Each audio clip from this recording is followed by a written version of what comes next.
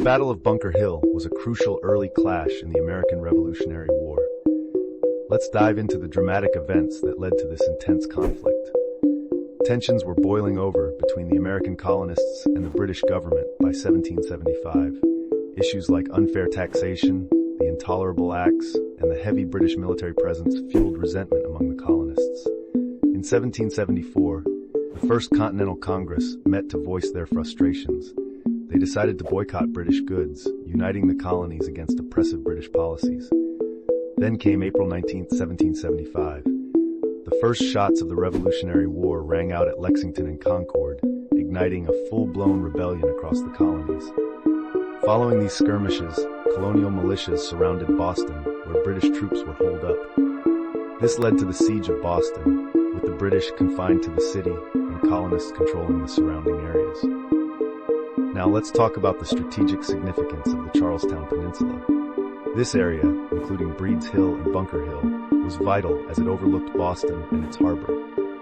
Both sides recognized the importance of holding these heights. On June 16, 1775, colonial leaders made a bold move. They decided to fortify positions on the Charlestown Peninsula, anticipating a British attempt to seize the high ground. Initially planning to fortify Bunker Hill, they instead focused their defenses on the more forward Breed's Hill. The next day, June 17, 1775, the battle erupted. Overnight, colonial forces led by Colonel William Prescott constructed a formidable defensive position on Breed's Hill, complete with earthworks and a small fort. As dawn broke, British General Thomas Gage ordered an assault to push the colonists back. Major General William Howe led around 2,200 British troops in a direct attack.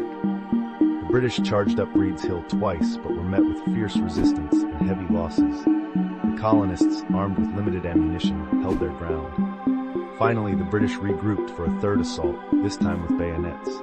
By then, the colonial defenders were running low on supplies. The British managed to break through, forcing the colonists to retreat to Bunker Hill and then further back to Cambridge. In the aftermath, the British claimed victory by taking control of the peninsula, but it came at a staggering cost.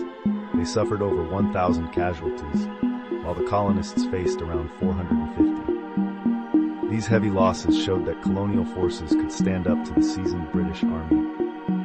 This battle boosted American morale and fueled their determination to resist.